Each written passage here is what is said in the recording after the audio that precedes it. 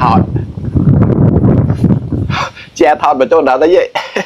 มังเอ๋สมเด็จพระราวสวัสดีทุกคนครับไก่เราตะเย่งวนักคุณเชียร์ไว้ดับกลอยนะดับกลอยทำไมเสียงไปเล่นในมองซ้ำก็กระได้เปิงได้เจิงเดี๋ยวเราตะตูเดนะไก่ต่อแต่เปิดคุณเชียร์กับหมูจอนะวันนี้มากินยำหัวหมูครับหรือว่ามีหูหมูด้วยนะครับมีเครื่องในหลายอย่างเหมือนกันครับมีตับมีไส้ด้วยครับแต่ที่บ้านเขาจะเรียกว่ายำหัวหมูนะครับโอเคครับเพื่อมาเป็นการเสียเวลามากินข้าวด้วยกันนะครับไก่เราต้องนุกแลวัวเชียร์ที่พันเดอร์ไลเดอร์แชร์กับมุมมาต่อนะตั้งเกาหนกและเล็บกอมสะฮอดงวหนาวที่มุสไซเดติเชียร์ก็ได้เราแต่นะงวหนาวชิลูโลวะแชร์ก็ดับกล้วยเป็นเจ้าหน้าที่เชียร์ปังตอมได้เลยมองนักวานเชียร์มากันนะ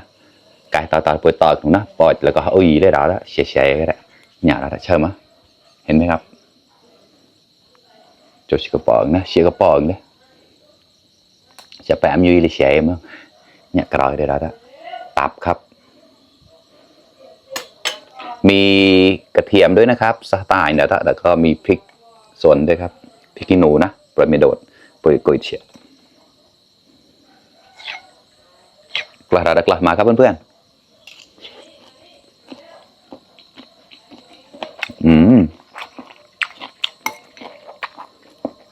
อร่อย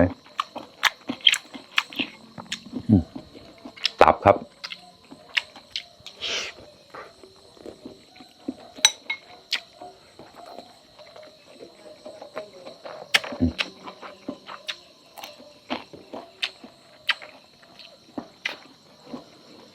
ประสาน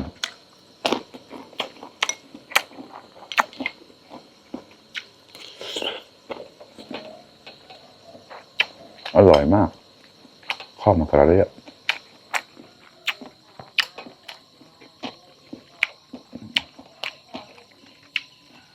เนี่ยเปิดหนกเลยนะไส้ใหญ่ครับ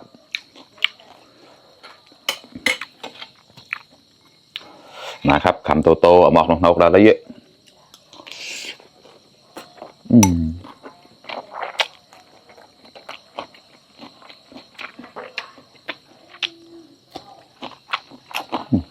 เข้ากันมากก็ที่ไปไม่ได้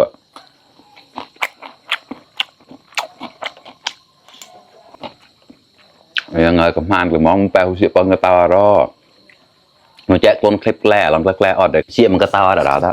เชี่ยกระตาแต่ไม่ดิบคล้องเฉยเลยหัวเก่งเชี่ยเก่งเชี่ยมันเนี่ยเชี่ยกระตาแต่ดิบคล้องเฉยแต่ร้านเชี่ยแล้วก็จอนกลายนี่เราจะได้ดิบเปลือยปลองแต่ลิงเชี่ยก็จอนกลายนะสลายโค้งนี่ไม่เราอัดมันก็เชี่ยกระตาก็เต็นะเชี่ยดิแจดมันใหญ่ต่ำมากนะ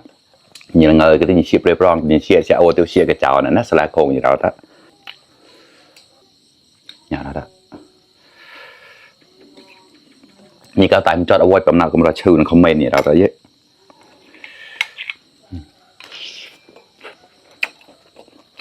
ข้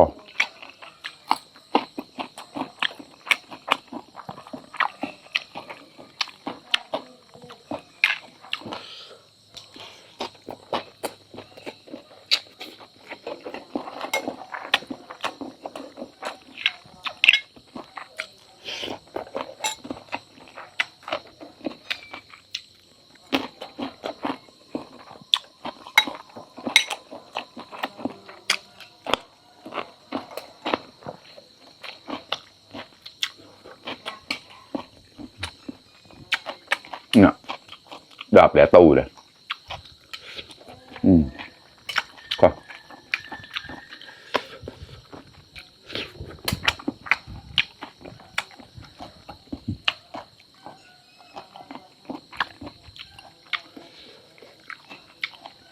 กระไรได้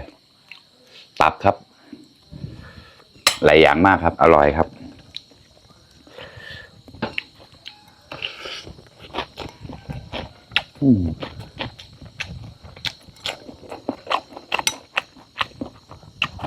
ไม่รู้คนไทยเคยกินหรือเปล่านะถ้าคนมอญยำก็จะเป็นยำคนมอญนะถ้าพม่ายำก็เป็นยำพม่ายำคล้ายๆกันครับยำพม่ายำมอญเหมือนกันครับนี่ครับกินกับข้าวครับชี้กระเป๋านะฮะ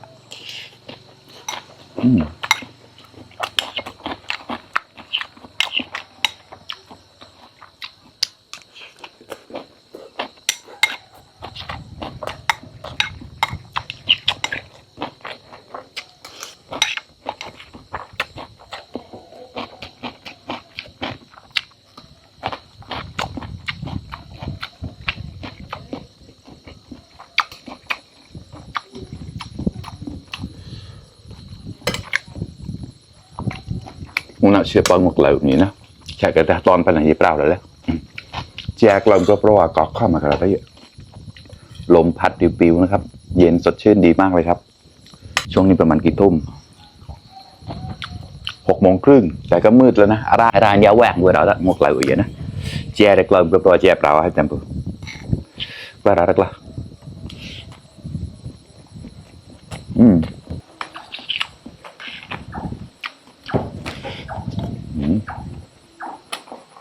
แจกทอดนะครับ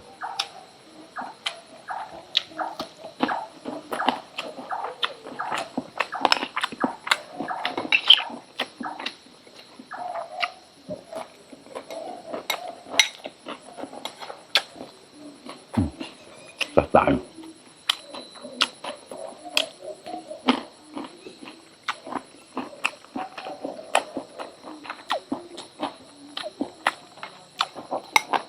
เนี่ยกระไร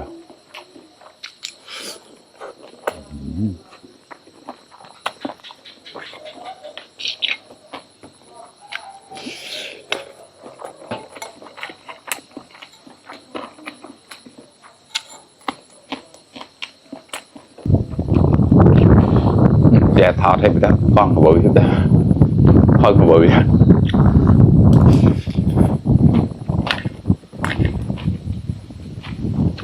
ลมแรงมากเลยไม่รู้ว่าฝนจะตกหรือเปล่าอย่าประตูช่วย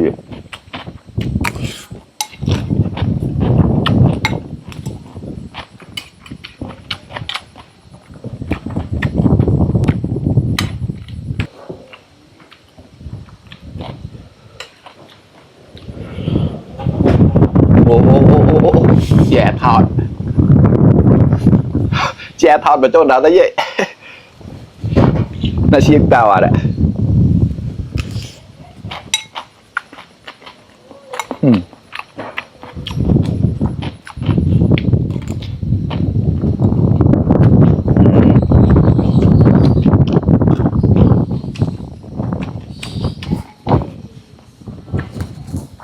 ร้องอย่าประตูช่วยมาแล้วนะ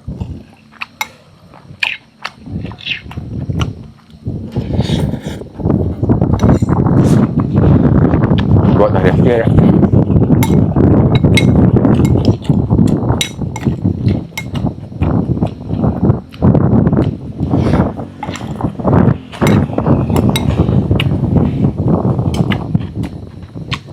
แปดแปด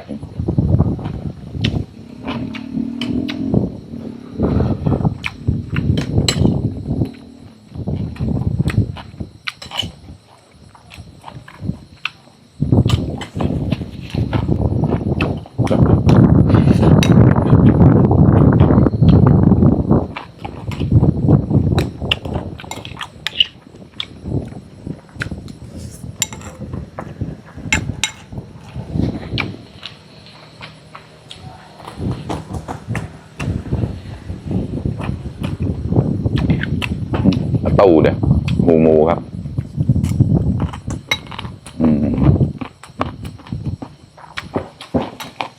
อร่อย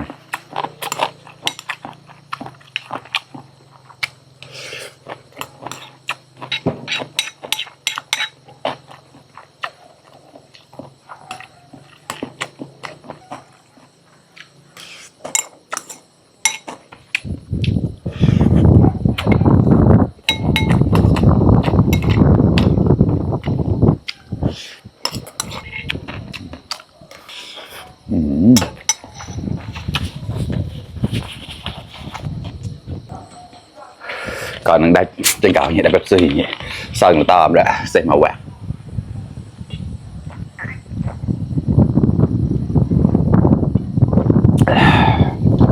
โอเคครับเพื่อนๆอิ่มปิ้ง1 มื้อแล้วครับอร่อยมากๆเลยวันนี้รีบหน่อยกลัวลมมันจะมาแรงแล้วเดี๋ยวมันจะปิวหมดเลยเนี่ยข้าวหมดจานเลยครับ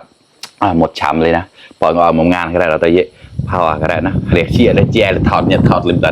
ในยิปรอเกาเนี่ยสมัยปองโทรมาเขาเว้าแต่นะขอบคุณเพื่อนๆที่เข้ามารับชมทุกคนนะครับฝากเป็นกำลังใจให้ด้วยนะครับไพเดอร์ไลเดอร์แชร์เนี่ยเรา